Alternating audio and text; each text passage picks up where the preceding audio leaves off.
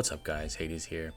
I am back with a brand new, completely clean, meta adjusted, price adjusted tier list. I'm going to show you the top 8 teams and kind of where I think they rank against each other. And this is a huge difference than the last one, because the last one had a little bit of everything and I mix it throughout the builds from a whole year, but it's missing a bunch of representation. It's missing all the Apollos, and it's missing the single best team to exist, and it's brand new. And so it's time to just redo it because so much of it is irrelevant now. I want to go through what I think are the top 8 best teams. If you want to take a look and think of which one you think is the best, remember this is price adjusted, so just because you spend a ton and actually have the best team, I'm more talking about for all players, not just the top 0.0001% who can afford the super expensive team. So if you want to pause it for just a moment and figure out which team you think it is, go ahead and do that right now. Now, the way I'm going to be looking at this is 2 ways. One, the price adjustment with all the updates, okay? So here's the 3 big updates we've had. We have Master's Ages, which is reducing the magic damage the enemy team deals for the entire battle because it's an aura. We have the new specialization adjustments, which means we got the crit rate changes, we got the physical damage changes, and we've recently got energy mastery and a lot of people acquiring it. Right? In the past, it existed, but people didn't have it except for the mega whales. Now, almost all big spenders have it, and now we have a really good sense of what the meta is. Now, keep in mind, S tier is the best of the best in all categories. Easy to obtain, not extremely expensive, and extremely powerful. As you fall down the list into the A tier, B tier, you're going to start to fall off in power, or it's going to be so expensive and not as powerful, etc. Right? And a few things have changed because when you are playing with Chaos Immortals, you have to basically rebuy them twice to get their specializations to 8, which makes it 3 times more expensive. And that is going to be factored into this tier list. So that number 1 slot, I'm going to save it for later in the video, but go ahead and try and figure that one out. So in my number 2 slot, we have to go with just the best team. It's very expensive. Apollo is extremely expensive. However, this variation and Wukong can be exchanged for like YSS or Athena. It doesn't matter. If Apollo's on your team and he's maxed out, you're basically just going to one-shot the opponent. It's pretty unfair. If you've seen it, you've seen it. I've showed it in some other videos. This is definitely the best team, but when it comes to price, it's also the most expensive team. So I can't put it in the absolute SS tier. Now, Loki just got some huge buffs, and this team is exactly the same with the exception of Wukong. And again, it's a flexible spot. But Loki is my new most broken hero right behind Apollo. And when you have that maxed out dragon, you have a maxed out Loki, and he's got 8 infinite firepower, and he's got a level 8 energy mastery. Man, you die very fast, okay? My next one is going to be a little bit surprising, and I'm actually going to put Poseidon next. Now, why do I put Poseidon next? Well, remember, this is a price adjusted tier list. This team and this team are very similar, right?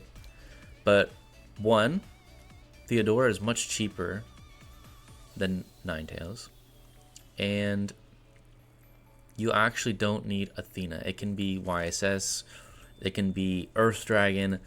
I'm just using this as a representation. I think Poseidon got a huge buff with all the damage changes onto the physical immortals, and he can even be used as a crit.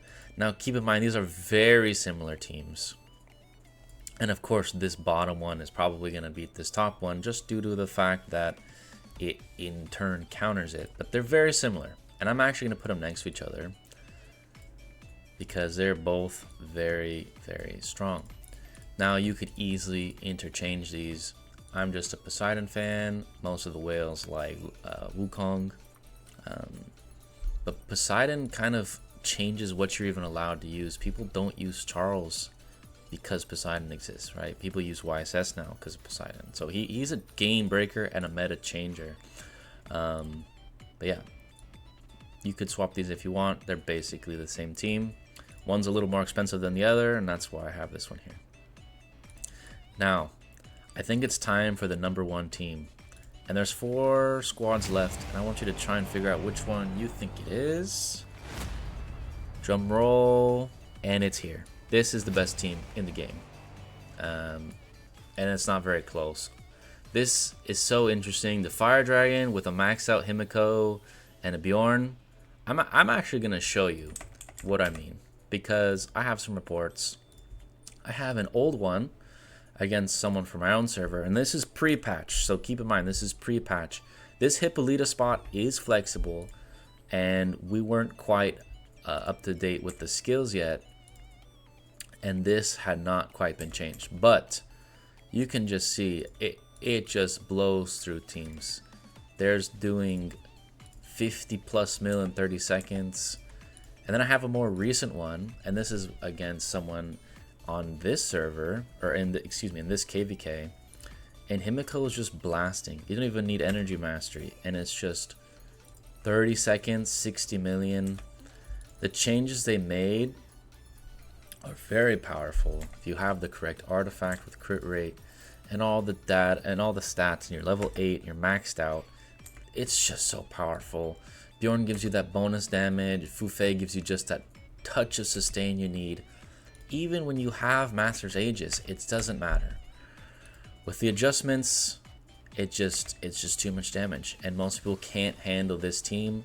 I like the Fire Dragon variation just a touch more, but this setup makes it the best. Himiko is so broken, and this is the best team in the game in my opinion. For the price you pay, I mean, you don't even need Fufei maxed, and most of these examples, Fufei is like level 2 or 3, and it could actually be other mortals. Like, you could change this to level 8 Kin, or you could change it to level 8 Matilda.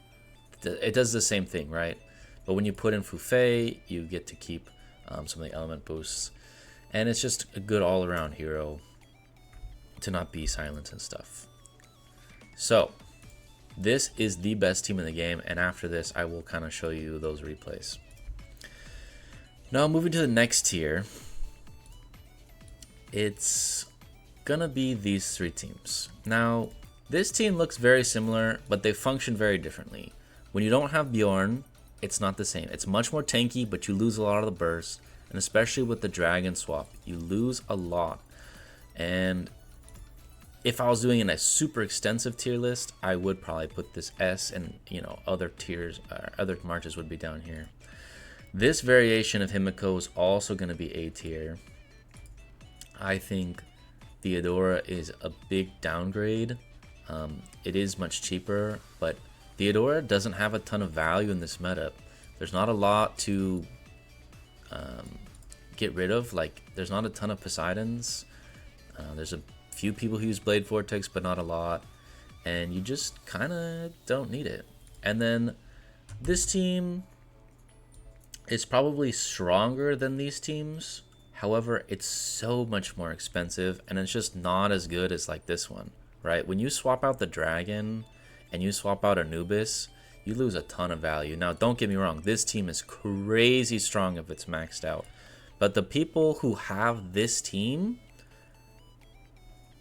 and are big spenders have the dragon and are way stronger, and the people who have this team usually aren't maxed out yet. And I am keeping that just a bit into context. The players who have this usually don't have their Loki maxed. If you watch my last video, you can see like a lot of the people who are using Earth Dragon have like level 2 or 3 specialization on their Loki, and their firepower is not level 8, energy mastery is not 8. If this is maxed out, of course this is stronger than these teams, because I believe Loki's a bit stronger at this moment. But this is what I'm looking at the tier list. Now, I want to break down this team just a little bit further. Why is it so good? Well, they're running a speed crit team, right? They're going with everything you can do to go first. Rage Blessing, Energy Suppression, no escape. Everyone's running a mage, so they can just run mage. Obviously side assist your carry. And then reduce some of the early infinite firepower, boost your damage, and then just two of the best skills. You can exchange Energy Mastery here for even bigger upgrade. But if Energy Mastery is level 4, they're equal. And once it's 5 or higher, then it becomes better. So this is way easier. And I just want to show you what this looks like. Himiko is the best cheap mage in the game. There's multiple events to get her for a very low price compared to Loki. Loki's like 3 or 4 times more expensive and only slightly better, which is why in the tier list he falls behind her quite a bit because it is price adjusted. But you can see the infinite firepower. Boom, I get ulted, I'm almost gone. My main carry is not dealing any more damage. My assist was late and I just couldn't break, right? I'm just never getting enough damage down. Do I have a chance to beat this player? Yes, of course. If my Baldwin goes early and I double tap the Himiko, I'm obviously going to win. And this is just one of the examples. I won a few of these and the defense, but on this attack, just not even close, right? I actually think the fire variation is better. But when you have a max Himiko, I think it's probably the best hero in the game when it's price adjusted. So yeah, I hope you guys like these videos where I keep you up to date on the meta and give you an idea of what you might want to look into. If you're a huge spender, this is the best team. If you're not a huge spender, this is the best team. And again, there's some flexibility in there. But yeah, hope you guys like it, and I'll catch you in the next one.